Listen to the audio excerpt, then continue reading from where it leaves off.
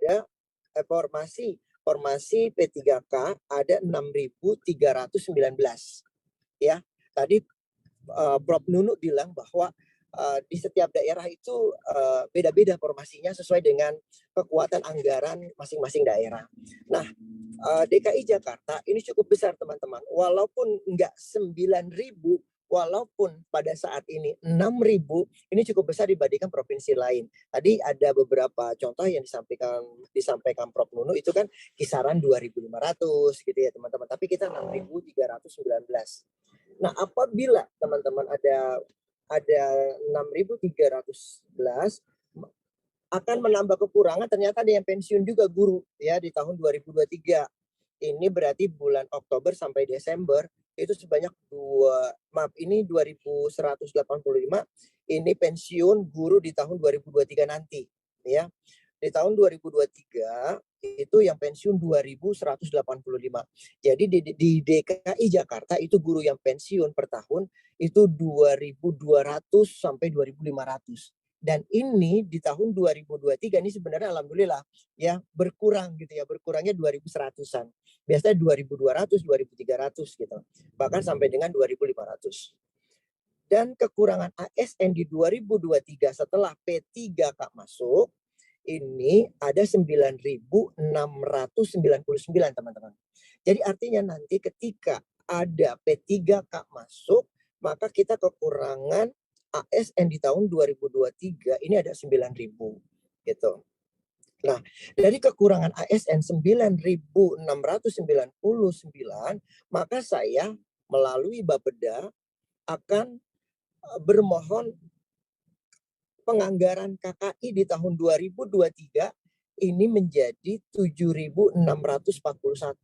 Ini bermohon semoga akan dapat angka sebanyak ini gitu ya, dengan keberadaan kemampuan keuangan daerah. Nah, kami bermohon 7.641 sehingga dengan adanya KKI 7.641 maka kita masih kosong guru nih teman-teman. Kosong guru 2023 ini ada sebanyak 263. Jadi teman-teman ini saya sampaikan data di sini untuk memberikan gambaran kepada teman-teman ketika nanti ada P3K masuk ke sekolah negeri ya, baik yang dari swasta atau kita pindah sekolah, katakan KKI dari sekolah A pindah ke sekolah B gitu kan, atau yang dari swasta masuk ke sekolah negeri. Dengan data tersebut jangan khawatir akan menggeser teman-teman menjadi tidak mengajar lagi, akan terjadi oversupply. Ini dari data tersebut berarti kita aman, tidak ada guru yang diberhentikan. Ya, saya ulangi lagi, dengan adanya pengangkatan P3K tidak ada guru yang diberhentikan. Kalau nanti ada digeser sampai tidak dapat mengajar, apalagi udah punya status KKI, silahkan datang ke kami, silahkan datang ke saya, sampaikan hal ini karena komitmen saya tidak ada guru yang diberhentikan. Seperti itu ya teman-teman ya, dan ini aman dari analisa data yang saya sampaikan. Seperti itu ya teman-teman. Jadi saya sampaikan lagi bahwa di 2023 KKI kita ini ada 9.699.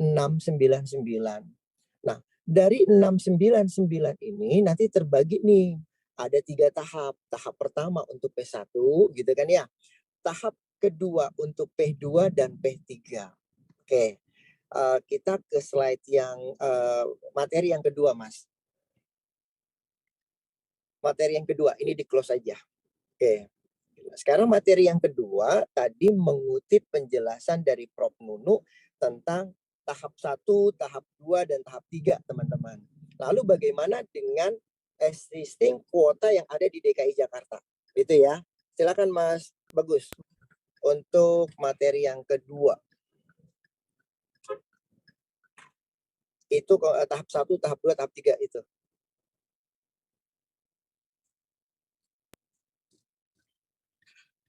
Nah, teman-teman ini adalah tahapan P3K tahun 2022 dengan formasi yang tadi saya sampaikan 6319 ya, 6.319. Nah, di tahap 1 ini kan berarti untuk prioritas orang-orang yang passing grade. Ya, yang passing grade itu dari THK 2, dari sekolah negeri, yang lulusan PPG, dan dari guru swasta. Dan ternyata di DKI Jakarta cukup banyak yang lulusan passing grade ini hampir 5.000 teman-teman. Ya, jadi hampir 5.000 kuota atau formasi P3K ini terserap ini terserap dipakai untuk yang passing grade. Lalu sisanya yang 1.000-an ya tinggal 1.000-an ini di tahap kedua teman-teman. Seperti itu. Tahap kedua ini untuk siapa? Ini untuk THK 2 dan teman-teman yang honor minimal 3 tahun di sekolah negeri, gitu ya. Nah, ini 1.000-an untuk tahap kedua. Dan Profesor Nunu tadi bilang di tahap kedua seleksinya itu bukan melalui tes, tapi melalui verifikasi ya, atau kita yang sering kenal supervisi ya. Supervisi kita mengajar nanti akan dinilai oleh guru senior, akan dinilai oleh kepala sekolah, dinilai oleh pengawas sekolah, dinilai oleh Sudin, enggak, dinilai oleh Dinas Pendidikan dan BKD seperti itu ya. Ini nanti dinilai. Jadi teman-teman persiapkan baik-baik dalam rangka nanti supervisi ke depan yang akan dilaksanakan tanggal 27 sampai dengan tanggal 28 November. Berarti hanya 2 hari seperti itu teman-teman ya. Oke, terus berikutnya nanti terus berikutnya apabila masih ada kuota atau formasi baru kita selenggarakan tahap ketiga. Tahap ketiga di sini adalah teman-teman yang ngajar di sekolah negeri tapi kurang dari 3 tahun gitu ya, atau yang lulusan PPG atau yang dari swasta. Berbicara masalah formasi yang hanya tinggal 1.000-an di tahap kedua, maka dapat kemungkinan besar untuk tahap 3 kita tidak melaksanakan. Gitu teman-teman. Ya. Maka teman-teman yang di sekolah negeri, honor sekolah negeri pada saat ini manfaatkan peluang ini dengan sebaik-baiknya agar bisa lulus di tahap kedua. Gitu ya, teman-teman. Berikutnya adalah materi ketiga, Mas Tebagus. Nanti selanjutnya kita tanya jawab saja.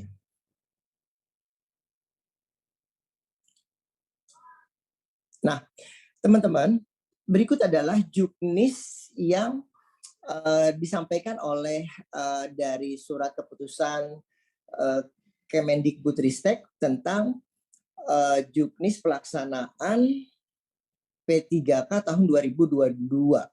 Ini saya sampaikan di sini penting sekali di nomor 9, Mas ya. Teman yang uploadnya itu ijazahnya S2. Kita kan mau lihat nih ijazah yang linier ya, yang linier yaitu S1-nya. Yang berikutnya adalah transkrip nilai kampus. Ya, yang di-upload apa? Transkrip nilai ujian negara. Ada tuh kayak gitu teman-teman. Ya, di sini adalah transkrip nilai asli. Ya, kalau ada 2 lembar, dua-duanya di-upload. Yang asli, tapi ada juga yang halaman pertama saja, ada juga yang halaman kedua saja, gitu ya teman-teman. Ini harus dipahami. Yang E adalah sertifikat pendidik asli. Kalau yang punya, wah kalau nggak punya berarti nggak bisa dong. Jawabannya bisa. Ya, ini hanya memberikan penambahan poin saja. Tapi kalau yang A sampai D ini wajib, kudu dan mutlak ya, harus dilengkapi. Ya, kalau bilang asli asli gitu ya teman-teman ya. Kalau backgroundnya merah merah, foto terbaru foto yang terbaru gitu ya. Kalau yang E ini sifatnya tambahan. Ini yang saya sampaikan. Kenapa? Karena tadi saya hampir seharian di BKD membahas teman-teman yang upload dalam lamarannya tidak sesuai ketentuan yang tadi saya bacakan dari A sampai yang D ini gitu ya teman-teman. Oke, selanjutnya kita pada materi yang berikutnya, Mas, keempat.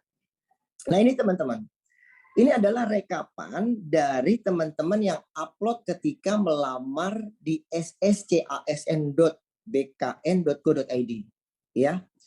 Yang pertama adalah KTP berbeda dengan namanya dengan ijazah, ya. Jadi Mas, cepetan, buka, ya. Misalnya ijazahnya Ubaidillah, karena udah S1, KTP-nya dirubah jadi Ubaidillah SE. Wah, itu rata-rata kan gitu ya. Nah, itu jangan ya. KTP sesuai dengan akte kelahiran, di ya akte kelahiran, terus tidak perlu di KTP harus ada gelar seperti itu ya, karena akan menjadi masalah.